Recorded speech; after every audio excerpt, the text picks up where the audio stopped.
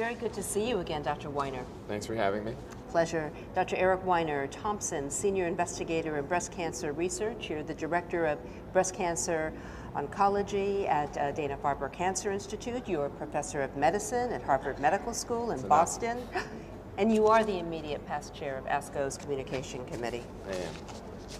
So when do you have time to do anything else? I'm okay. You're okay? I've got a little time. Yeah. What are some of the themes that stand out at this year's meeting? I think we've been working in this direction for a number of years, but more and more we're talking about targeted therapies. And when we talk about targeted therapies, we're talking about therapies that are targeted, directed towards specific molecular abnormalities in cancer cells. And that also means increasingly individualized and personalized therapy, since we know that all of these diseases that we call cancer, breast cancer, lung cancer, colon cancer, are all remarkably varied, remarkably heterogeneous, and that from a genetic and molecular standpoint, that they all contain multiple subtypes. Breast cancer, for example, isn't one disease. It's at the moment 4 or 5 diseases, and at some point in time may turn out to be 10 or 15 or more.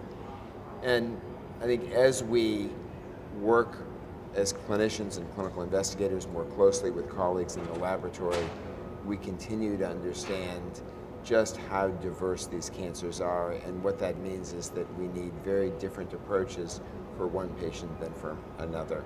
And you know, what you don't hear at ASCO in the way you used to is reports of studies looking at a new chemotherapy drug or new combinations of chemotherapy drugs. In fact, there is one new chemotherapy drug for breast cancer, and we may want to talk about that later, but there aren't going to be a lot of new chemotherapy drugs. So right now, what's so essential to me is specimen and tissue collection. Absolutely.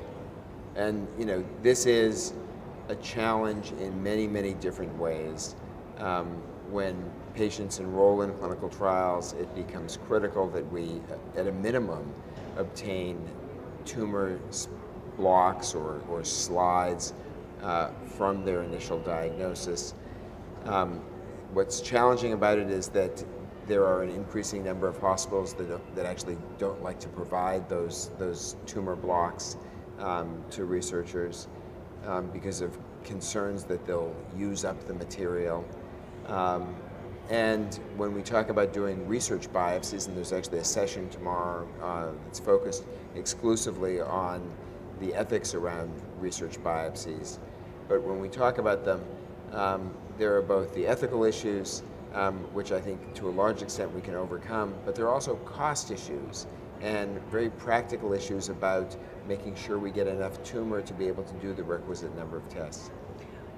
What is the growing role now of molecular pathology?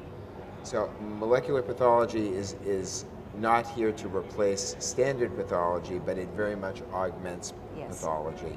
And you know, this is among the ways that we characterize the differences between Mrs. Jones's tumor and Mrs. Smith's tumor.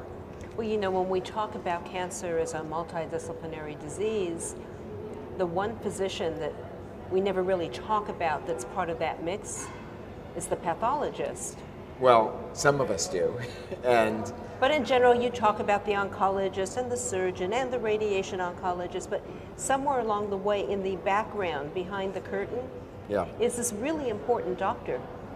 Well, the pathologist, of all of the doctors, is the one that actually never sees the patient, although once in a while they do. Yeah, I'd like to see that change. But the pathologist doesn't see the patient, even the radiologist sees the patient. But the pathologist is, both from a clinical standpoint and from a research standpoint, absolutely key.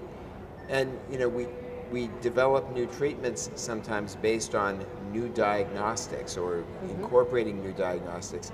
And I think sometimes as clinicians, what we forget is that it's not always a yes/no answer that we get from a new test, a new diagnostic, or a new predictive assay.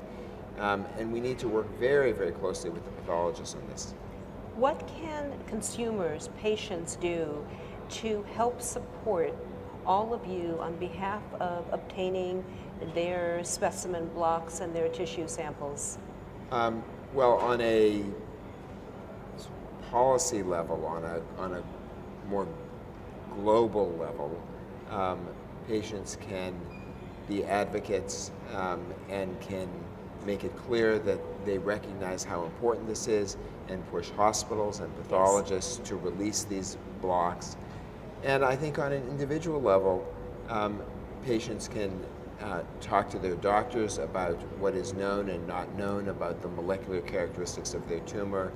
And if they're participating in a clinical trial, and of course, we'd all like to encourage more patients to participate in clinical trials when there are trials available and when they're appropriate, because they're A, not always available, and B, not always appropriate for a given patient.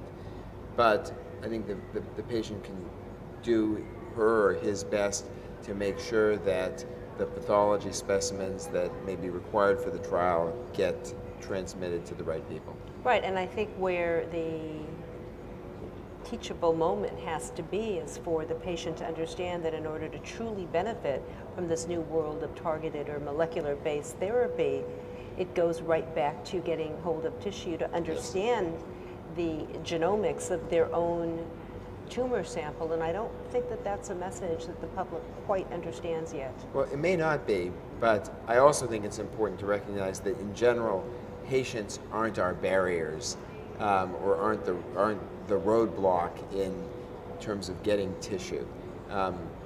Many patients are very willing to donate tissue that's been removed at the time of surgery or from a biopsy. Most, you're right.